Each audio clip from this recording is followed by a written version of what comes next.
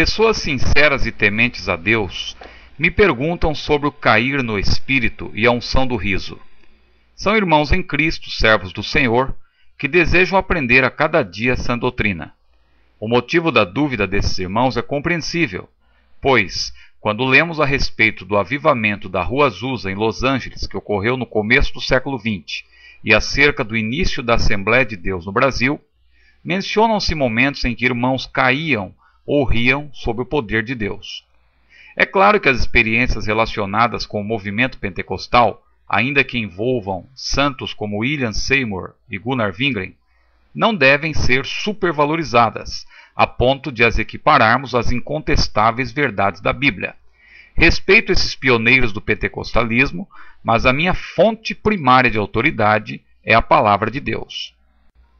A Bíblia é um livro de promessas, mas também de mandamentos e princípios, e estes devem ser considerados antes de qualquer análise de manifestações, independentemente das pessoas nelas envolvidas.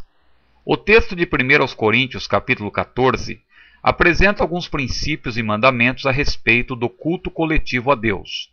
Em primeiro lugar, o propósito principal das manifestações do Espírito em um culto é a edificação do povo de Deus, como lemos no versículo 12.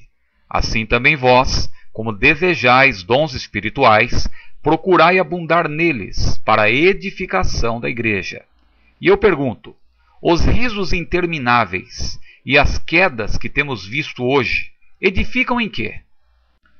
A faculdade do intelecto não pode ser desprezada no culto em que o Espírito Santo age, posto que, à luz dos versículos 15, 20 e 32, devemos ser adultos no entendimento.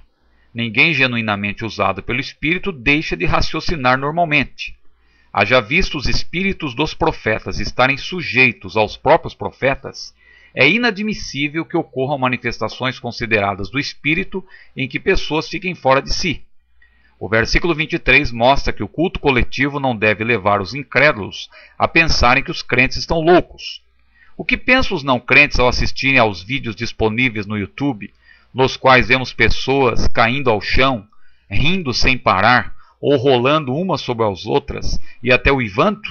Muitos usam como desculpa o que ocorreu no dia de Pentecostes, mas a leitura atenta de Atos 2 comprova que não houve ali histeria coletiva. Não há base para se afirmar que ali houve desordem generalizada.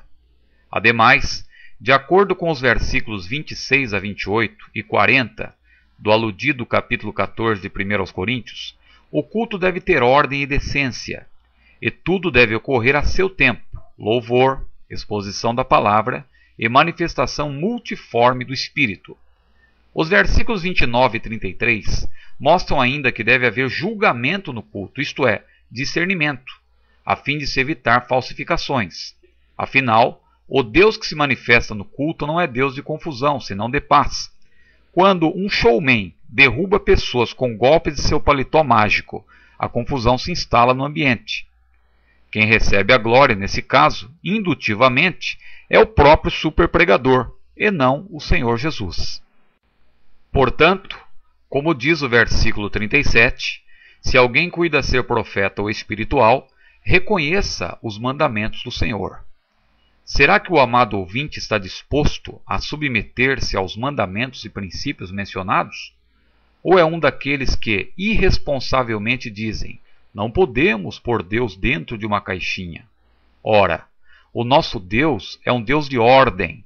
No princípio, ele podia ter criado todas as coisas instantaneamente, mas preferiu formar o universo dia a dia, etapa por etapa. Lembra-se da ordem das tribos de Israel? Não é por acaso que 1 Coríntios 14 termine com a frase: faça-se tudo decentemente e com ordem. O verdadeiro avivamento só ocorre quando a submissão ao Deus da palavra e à palavra de Deus. Ciro Sanches e Borde, para o blog do Ciro. Leia Mais Erros que os Pregadores Devem Evitar, do pastor Ciro Sanches Zibordi. Nesta continuação, são examinados outros erros que pastores, professores, cantores, crentes em geral e principalmente pregadores não podem cometer, como crente que tem promessa não morre, a sua voz é a voz de Deus, dentre outras. Mais erros que os pregadores devem evitar. Um alerta a todos os pregadores do nosso tempo, do pastor Ciro Sanches Zibordi. Um lançamento CPAD.